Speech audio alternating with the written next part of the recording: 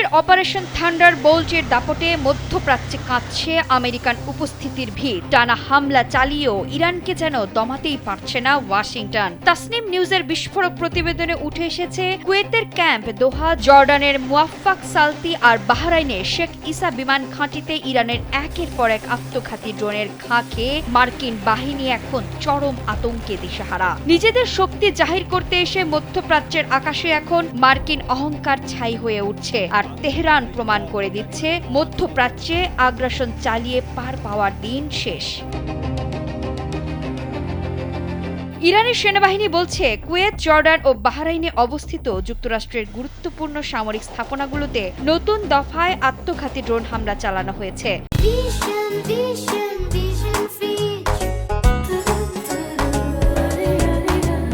তাদের দাবি, ইরানের বিভিন্ন শহরে যুক্তরাষ্ট্রের ধারাবাহিক বিমান ও ক্ষেপণাস্ত্র হামলার জবাব হিসেবেই এই অভিযান পরিচালনা করা হয়েছে।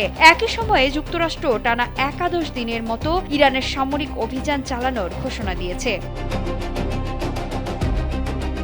বুধবার প্রকাশিত এক বিবৃতিতে ইরানের সেনাবাহিনী জানায়, অপারেশন থান্ডারবোল্ট এর ২১তম ধাপে পশ্চিম কুয়েতের ক্যাম্প দোহা সামরিক ঘাঁটিতে ব্যাপক ড্রোন হামলা চালানো হয়েছে। তেহরানের দাবি, হামলায় যুক্তরাষ্ট্রের স্থলবাহিনীর কমান্ড সেন্টারের গোলাবারুদের গুদাম, রসদ সরবরাহ অবকাঠামো এবং সামরিক লজিস্টিক সুবিধাগুলো লক্ষ্যবস্তু করা হয়। একই অভিযানের ২২তম ধাপে জর্ডানের মুয়াফফাক সালতি বিমান ঘাঁটিতে আত্মঘাতী ড্রোন হামলার দাবি করেছে তেহরান। শুধু জর্ডানই নয়, একই সময়ে বাহরাইনের শেখ ইসা বিমান ঘাঁটিতেও আরাশ লয়টারিং ড্রোন দিয়ে হামলা চালানোর দাবি করেছে ইরান। তাদের ভাষ্য, এসব হামলায় মার্কিন সামরিক সরঞ্জামের গুদাম, হ্যাঙ্গার এবং ভারী যুদ্ধ বিমানের রক্ষণাবেক্ষণ কেন্দ্র লক্ষ্যবস্তু করা হয়েছে।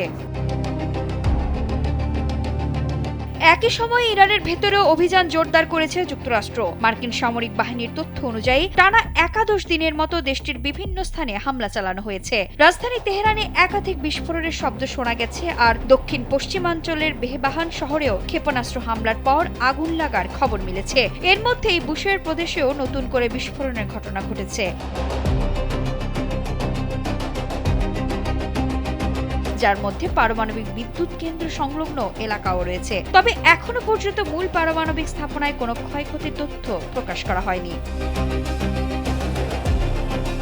বিশ্লেষকদের মতে, মধ্যপ্রাচ্যের এই সংঘাত এখন এমন এক পর্যায়ে পৌঁছেছে যেখানে উভয় পক্ষই শুধু সামরিক শক্তি প্রদর্শন নয়, প্রতিপক্ষের সামরিক সক্ষমতা, জ্বালানি অবকাঠামো এবং লজিস্টিক নেটওয়ার্ককে দুর্বল করার কৌশল অনুসরণ করছে। ফলে যুদ্ধের বিস্তার শুধু ইরানের সীমান্তে সীমাবদ্ধ নেই, বরং কুয়েত, জর্ডান, বাহরাইন সহ পুরো অঞ্চলের নিরাপত্তা পরিস্থিতিকে নতুন করে অনিশ্চয়তার মুখে ঠেলে দিচ্ছে।